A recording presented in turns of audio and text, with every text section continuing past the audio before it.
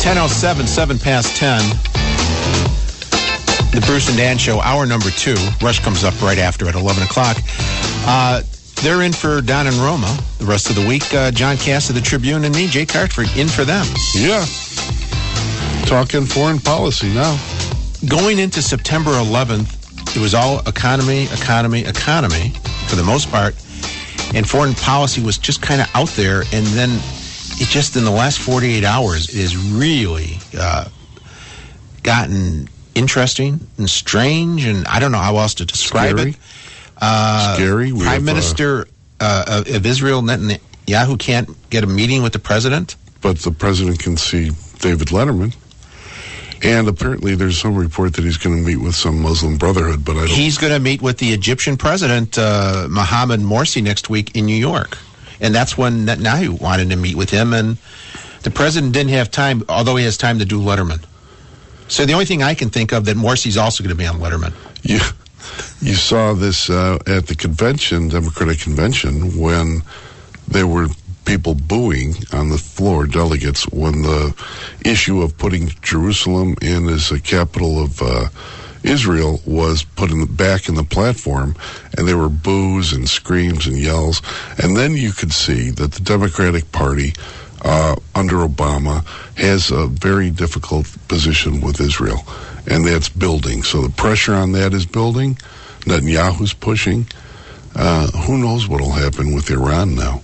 And they keep saying, well, Israel has nothing really to worry about because Iran, they'll never go atomic with them. They don't. What are they worried about? They won't get wiped off the face of the earth, even though he said he wants to wipe them off. And all I can think of is there was this thing called World War II. At least 6 million Jews were and others, yeah. And others were killed trying to. You know, this German guy, you know, of all times, they're always to bring up the Nazis and Hitler and all that. Right. Well, bring him up now because remember that's what Hitler was doing. And if I were, I'm not Jewish, but if I were, I'd be worried. If I were Israeli, I'd be a militant.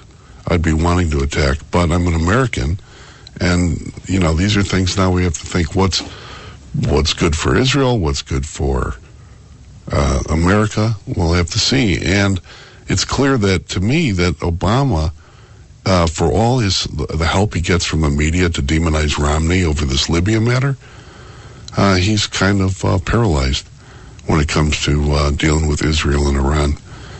I don't think he wants to make a wrong move. I think he's, this whole business of meeting Letterman but not Netanyahu, and meeting the Egyptian but not the premier of Israel, I think that's ridiculous and embarrassing. Maybe he doesn't want to offend some people. Or maybe he doesn't want to have to be confronted on what the other people want to do. And that's called leader, that's called backbone. And remember, here's the same guy who bowed to the king, Saudi king, right? This is our president bowing from the waist. Like one of those drinking little birds that you put on the edge of the glass and bob up and down. Remember that? Bowing to the king of Saudi. It's amazing. I got to watch the 3 statements yesterday. In Romney's case, it was a press conference, and I posted on the media, social media, my comments yesterday at the time. And Hillary went first, and I got to tell you, of the 3, I think hers was the best. She made the points that had to be made. But she also was emotional. She also had passion and eloquence, and to me, she set the right tone. Romney did the press conference, and his problem was he was responding. His original press release that he put out Tuesday night, he wrote at 9 o'clock Chicago time, sent it out, but it was embargoed, which means reporters couldn't publish it. But what was it about? It was about the original uprising, about the movie that's on YouTube. The ridiculous anti-Muslim movie. That they're all upset about there. And then the embassy in Cairo tweeted on Twitter, this social media is going to get everybody in trouble one day, basically apologizing, saying that they don't support. Let's not offend. Let's not offend. People. And forgetting the United States is all about First Amendment rights. Right. You can say whatever you want, So Romney was responding to that. So by midnight, when the embargo was off and reporters could use it, 9 minutes later, the Obama campaign responded and said he was doing politics. And this is kind of going around, but during the night, you had the ambassador to Libya and 3 others were killed. And there's a lot of reports there that they had moved him to a safer location, and the Libyan people told the people who did the attack where it was. It was a setup. And that's a whole other story. So that was the whole deal, though. I mean, so he's responding to the ridiculous American embassy comment about let's not offend angry Muslims, okay? Who are storming our walls. But so then he gets caught up in this whole thing about whether he's politicizing. So then but then he tries to explain it at the press conference. Yeah. And my comment to that was he looked like he was tap dancing in quicksand. And then shortly after that, about a half hour after that, the president came out in the Rose Garden, and he had Hillary with him. Because he needed her to hold his hand? She didn't say anything. He didn't take questions, and she didn't make any comments. Is it 3 o'clock in the morning? No. Did she just make that phone call? No. Okay. But she was there for whatever reason, I don't know. And some of what he was saying was taken out of her remarks. He took everything from what she said, and it looked like America doesn't want another war. Let's baseline this, okay? People don't want to go to war, but we want our president to have some kind of outrage. And what he was doing, there was no he gets more upset over capitalists than he does over these guys. And that's the point I was getting at. He looked like he was just going through the motions. He didn't really, and he said what he said and left. And then he did an interview with 60 Minutes where he talked about Romney shoots first, aims later. Well, if you go back to the Carter campaign, that was Carter's thing about Reagan. Mm-hmm. So it's like, okay, he's taken this from Carter about the shooting first, aiming later. He's taking Hillary's comments about what happened in Libya, and then at the convention, his speech where he was saying some of his stuff was taken from Carter's convention speech. And when we forget that while he by proxy, his friends in the media, and there's 99% of them, are dinging Romney for this. It was Senator Barack Obama, in 2008, who was politicizing. Eight soldiers getting killed in Iraq, yeah. Going after McCain for support of Iraq. The point being, if you're running for president, Mr. Romney, I'll give you some advice. You're running for president, stand up to what you believe and say it, because this is an important issue. That's John Cass. I'm Jay Cartford, 10:15. Back after this on 89 WLS. I want to remind you that the 89 WLS box office opens every Thursday, giving you a chance to win tickets to upcoming shows or events. Later today, we have your chance to win a 4-pack of tickets to the Geico 400 NASCAR Sprint Cup Series race this Sunday at Chicagoland Speedway. So be listening to that. We'll be taking your calls. John Cass, Jay Cartford in for Bruce and Dan. To the phones, John and Mundelein. John, you're on 89 WLS. Hi, I just want to make a couple quick comments. I think that Mitt Romney missed a huge opportunity to get some much-needed credit to position himself as a statesman. He could have set politics aside and said, I join with the administration in condemning these attacks. Instead, he appears to have positioned himself as championing American values as represented by a smear film on Muslims that the crazy Koran-burning preacher is a big fan of. I mean, that's... Wait a second. Now, you're twisted. You're going all around here. You support the right of the American to put out a stupid, racist film? Do you support that? Yes, you do, right? The right to free speech, but exactly. So okay. You're saying that's the value that Mitt Romney was defending? No, I'm asking you to defend your comments because they seem quite circular.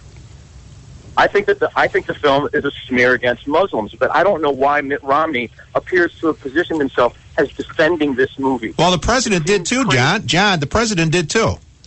The president didn't defend the movie. Well, he defended Yes, he did, because he denounced the embassy in Cairo for putting out the tweet for going after the free speech. Look, I have to say, I just heard Mr. Cass say something that is wildly unhinged. I'd like to ask you about it. You just said the president is Did you more get the upset call about from David Axelrod first before you called in? You think Did the president David- is is more David upset about tweeting you? capitalism Am I speaking than to David? he is about an embassy, our ambassador being killed? Do you really mean that?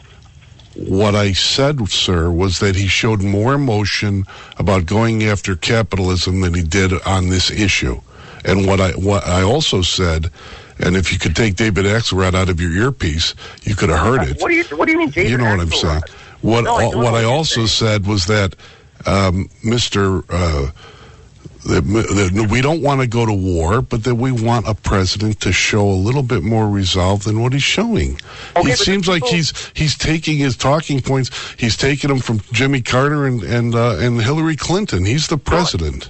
Don't you realize that the people who are behind this movie are people who are itching for a holy war as much as radical Muslims are? Those are the people that Mitt Romney appears to be defending now. Wait a minute.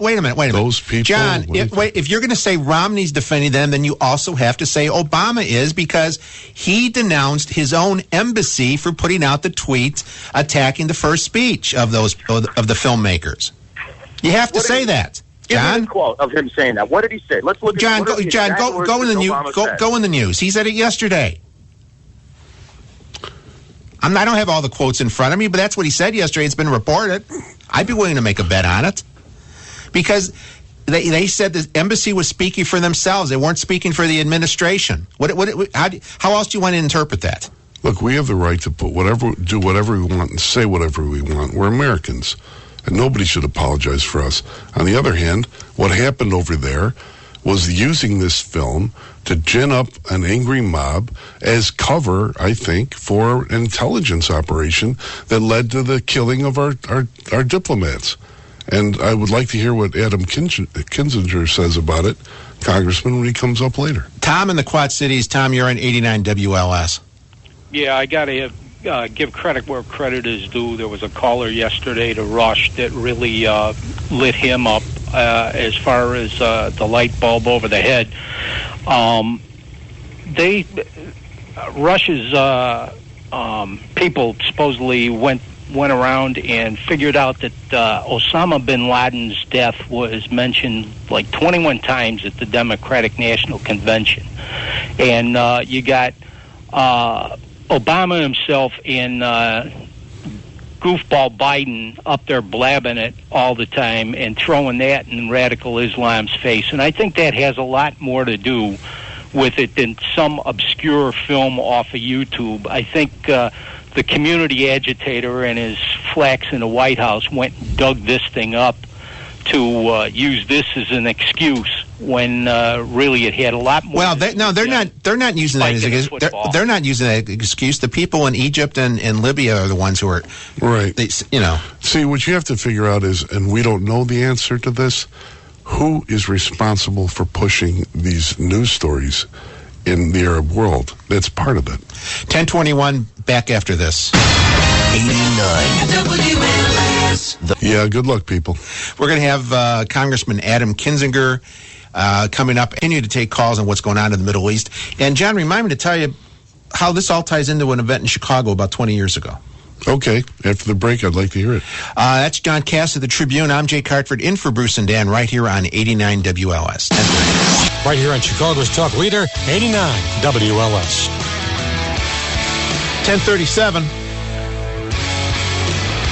Bruce and Dan show. John Cass, Jay Cartford, in for them. I want to remind you can be so much happens while you're at work each day. For example, today the teachers are negotiating. Anyway, Rowan Roper wrap it all up with some big-name guests, news, traffic, and some laughs. Afternoons 2 to 6 on Chicago's Talk Leader 89 WLS. We are joined right now by Congressman Adam Kinzinger. Good morning, Congressman. Hey, John and Jay, how are you guys? Couldn't be better. That's good. It's good to hear. We want to talk to you about the jobs panel in a second, but we have to ask you, what is the latest you're hearing in D.C. on what actually came down with what happened in our Libyan embassy? Yeah, it's this is an interesting situation. What you have is a Libya that recently elected a very overwhelmingly secular and moderate government, but obviously getting that government really up and really fully activated is tough to do. That's what happens when you overthrow a dictatorial regime and now try to implement democracy. So in that process, though, you have what really appear to be potentially elements of Al-Qaeda that attacked the embassy in a coordinated attack to commemorate 9/11 in their way, and that's what it's appearing to be. So it seems like, and the thing I'm very careful that I want to caution people is this is not the Libyan government did this. This is not really even the Libyan people. These are very radical jihadists that killed our ambassador and killed these brave people around him. And we need to go after the folks that did this. And I think this is very important right now for America to show strength. Congressman, what you're saying then is that Al-Qaeda elements are threatened by the secularists in Libya and therefore sought to do this in some way to discredit that government and force a discussion about whether or not the Congress will withhold funding for Libya, et cetera? Yeah, I mean, it's kind of an all of the above. They want to destabilize the Libyan regime, or the Libyan government. It's not really a regime anymore. They want to make, obviously take out their ire against the United States because we, at least for the most part, are the defenders of freedom around the globe. And so they want to accomplish this and all the above. There's still a lot more information that needs to come out. But again, this is Al-Qaeda's goal, and this is extremist goal, is to see some of these folks that are waking up and wanting democracy to see it destabilized. And that's, I think, what's happening in Libya right now. So it's important that we stand by the Libyan government and continue to try to build freedom and democracy there, and also stand with them in rooting out these frankly terrible folks. And by the way, this Muslim video or whatever everybody's talking about, and frankly the president has apologized for, which I think is a bit much, is only being used as an excuse. The fact of the matter is, if it's not this video, it's going to be something else. There are people out there that want to kill us for who we are, and we have to continue to stand ready to take them out when we can. How do you explain what happened in Egypt? This was like the scene out of the original Godfather movie when the Don is in the hospital, and all the guards, the police who were supposed to be there, just disappeared. But the Egyptian security, which is supposed to protect the outside of the embassy, they just disappeared. Yeah.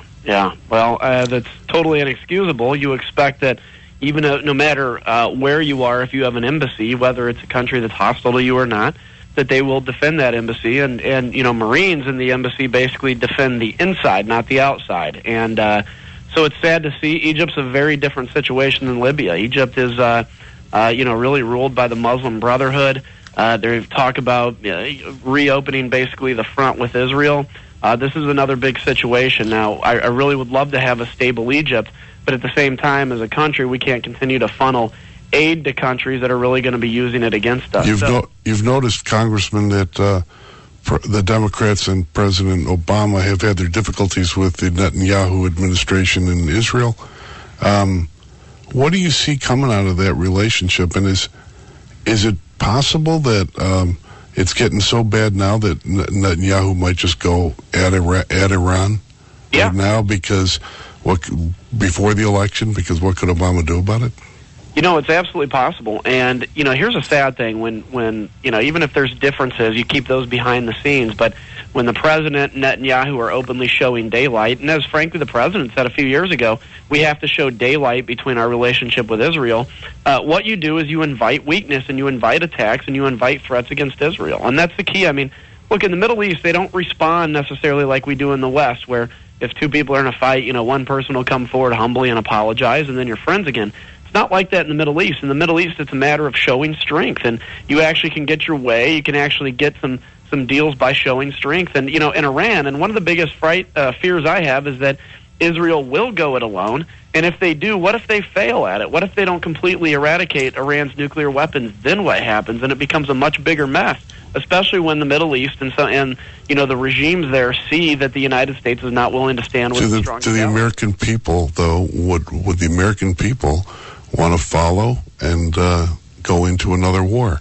It seems that the Democrats have had their problems with even putting Jerusalem in the platform, so we understand their position. Right. But what about the Republicans now? Yeah, well, look, there's a lot of war fatigue out there, and I think rightfully so. We're tired of being at war, but the reality is this. We have two options. We can retreat from the world, and chaos can ensue, and or we can continue to be the world leader. And, when it comes to Iran, I think the best way, frankly, to prevent going to war with Iran, and I don't mean it's not going to be a ground war, it'll be airstrikes, but the best way to prevent that is to be very serious and honest about the threat that Iran faces if they continue to pursue this. Because Iran has a choice to make. They say we can either pursue nuclear weapons, and we're not going to get them because we will be attacked and lose part of our infrastructure, or we can actually begin to negotiate with the West and ensure that we don't get these weapons. But I think when you don't show a credible threat of military action, it's much more likely that Iran gets nuclear weapons, which would be honestly very tragic and would be a major game changer in the world, or that Israel goes it alone and creates a bigger problem. Congressman, we have less than a minute left here. What about your jobs panel that you're trying to do with Congressman Dan Lipinski? Yeah, the American Competitiveness Act of 2012. We just passed it out of the House. We hope to get it to the Senate soon. And it creates an advisory board of Republicans and Democrats and public and private sector. So it's really bringing everybody together to say, okay, what does government need to do, or what don't we need to do that we are doing, and how do we simplify the tax code, et cetera, to get manufacturing going here again. And it really brings all sides together, kind of takes the politics out of it, and says what can we agree on and how can we do it. And I think this is a great first step to making us the most competitive country in the world, because we've dropped to number 7. We need to get back to number 1. Thank you for your time this morning, Congressman. You bet, guys. Have Bye-bye. a good one. You Thanks, too. Congressman. Congressman Adam Kinzinger talking about what's going on in the Middle East and a little bit about jobs. We got to get back on the economy. And also very thoughtfully, I thought. 10:45, back after this on 89 WLS. 89 WLS AM app for your iPhone, iPad, BlackBerry, and Android. And never miss a minute. Online at WLSAM.com. Coming up to 10:51, John Caswell, Jake Hartford here in for Bruce and Dan. Will be here again tomorrow, I believe. I hope so. Let me just... And when we do, I want to know about your favorite political movies. We'll talk about that. Let me go back to the original information that came out from the embassy in Cairo, their tweet and their statement and all that, as if all those people who were upset were going to say, wait a minute, there's a tweet coming in from the embassy that says they're against it, whatever, the free speech stuff. Here's the quote I said, with the administration distanced themselves from the embassy. Quote, the statement by Embassy Cairo was not cleared by Washington and does not reflect the views of the United States government, unquote. And then That's really there's more strong. through there. Well, we're trying to put the fire on that because it is a free speech issue. I'm Catholic. There's a lot of stuff they do with Catholics. Like Nicki Minaj on the Emmys. Well, the stuff, you've seen with the urine and the excrement, and what do you do? It's the free speech. And here's what I wanted to remind everybody about. Remember back the Harold Washington painting? I was covered mirth and girth. For those who don't remember, Harold Washington was the mayor in the late 80s, and there was a painting that a student at the Art Institute did. Mayor. First black mayor. They did a painting with him in women's underwear. And there was a lot of uproar in Chicago. It was quite frilly. And a number of the Chicago aldermen ripped the painting down because they didn't believe in the free speech. Free speech is good until you actually have to put up with it. And sometimes you do. Just go try to find an Obama chia head at Walgreens and see if you can do it. So they ripped the painting down, and it ended up costing the taxpayers of Chicago a lot of money because the aldermen do not have the authorization to cancel somebody's free speech. But it helped the aldermen since they didn't have to pay, and it helped them stand strong with their core followers on a symbolic issue, right? Which was, we're going to protect the integrity of Harold Washington's memory, even while they're all stabbing each other in the back to climb over and grab his seat. And what's going on in the Middle East, it is supposedly about the movie. That's why they're ginned up. But in the past, it was the Quran supposedly. Girls in was blue ripped, jeans. And I don't know. There's a lot of stuff. Yeah. On the other hand, we have to also think. I agree with you 100% on this, but I just want everybody to think like Kinzinger was talking about. Figure out who's really behind it and whose advantage is to have us, get our backs up and push for some kind of war. We have to think about this.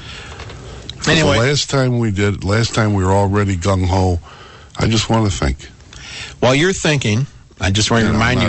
Yeah. You know what I mean. That's John Cass of the Tribune. I'm Jay Cartford, back after this. 89 We are done. We are done. Read Rumpelstiltskin in the John's column today in the Tribune. Yeah, and tomorrow we'll talk about your favorite political movies. That's what I'm waiting for. And a settlement of the strike for all the children. Oh, I don't think it's coming till Monday. I think, and you would think they'd be negotiating around the clock. But they're starting at 10, 11 o'clock. For all those people who made fun of her because she's big, understand she's pretty tough and smart. And she's winning. I just hope she gets the 6 pianos or whatever it was, the music they wanted. Right. Because after everything else, that's just a throwaway. Anyway, Rush is coming up at 11 o'clock. Don't forget, Roe and Roper, 2 until 6. They will have all the big-name guests. They'll have the latest, what's going on in the Middle East. They'll have what's going on with the teacher strike. And who knows what other news will pop between now and then. But they will have the tabs covered full and complete. John Cass of the Tribune. I'm Jay Cartford. We'll be back for Bruce and Dan tomorrow. They are in for Don and Roman tomorrow. So anyway, see you tomorrow. 22 hours. In our 89th year, entertaining Chicago. 89 WLS. That's the Chicago Report. I'm Lyle Dean. I'm Geraldo Rivera.